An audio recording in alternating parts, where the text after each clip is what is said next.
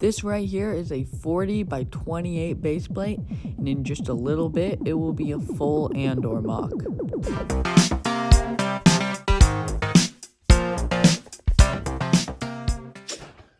So this is what I came up with for the path. Now, I'm really on the fence about if it's good or not, because as you can see, this is my reference image, and it's a lot more smooth in the show, like a lot more smooth. But I'm not so sure on if this is good enough or not, but it's what I'm gonna go with for now. As you can see, my bed is covered in Lego. My brother is even working on some minifigures for me. So we're gonna see how it turns out.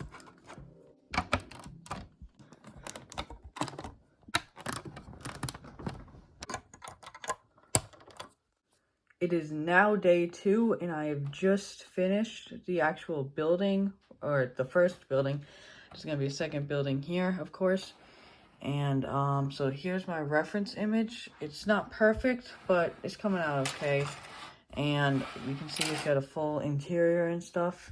And I still have a relatively good amount of tan Lego left. So I have an idea for right over here. So I'm gonna build that right now. This is what I decided to build for this little area. It's a little market, as you can see. It's got that just rests on top of it. It's pretty simple, but I tried to not use the same path because I'm not the biggest fan of it. So I used this cobblestone warpath design. But anyways, I'm gonna update you on the plan. So here we have the big tower building. So I decided on the way I'm going to build it is I'm going to use this technique.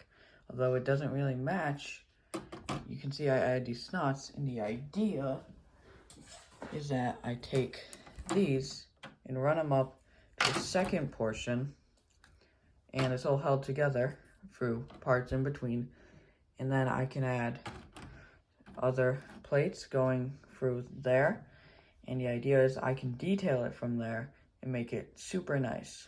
So that's what I'm going to try and do now, and I'm going to try and make that whole building. So let's get started. So I have some problems with the mock. This technique just will not work. There's too much space for any normal plates, but too little space to put something in between. So I settled for this technique from the Saturn V rocket, but it's very wide, as you can see, which is actually pretty proportionate to the building, but to make it proportionate height-wise, I need it to be probably around that tall, and I just don't have the parts for that right now. So I might have to make a piece order, but I'm really not so sure because I don't want to do that. So I guess I'll see what I can do. So I managed to finish the tower. Basically, I'm just going to cover up all this gray at the bottom with smaller details, and it's only half. This is just going to cut off at the back of the mock. And I'm just going to fill this in with like dark gray or black or some sort of color, neutral color plates. And hopefully it looks good. It's the same technique from the Saturn V rocket. And I think it'll work really well. So now all I got to do is finish the rest of the building. So there had to be some major changes to the mock, but I think it's finally almost finished.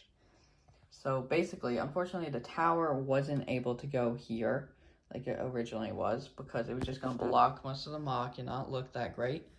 So instead, I decided I'm just going to put the tower in the background as like a separate piece. And I decided to build a bar here. And I mean, like, that's pretty much it. Now all I have to do is build a border around and fill it up with minifigures. So I have successfully made a border, and yes, it does fit. And the first thing you'll notice probably is these anti-studs, which unfortunately I couldn't avoid because I just didn't have enough black tiles to surround the whole thing, so I had to use white tiles instead. And obviously I'd rather have those be down towards the ground than up high, so it's just gonna have to be anti-studs up here. But anyways, I have pretty much almost all the minifigures ready, and it's time, I guess, to put it all together.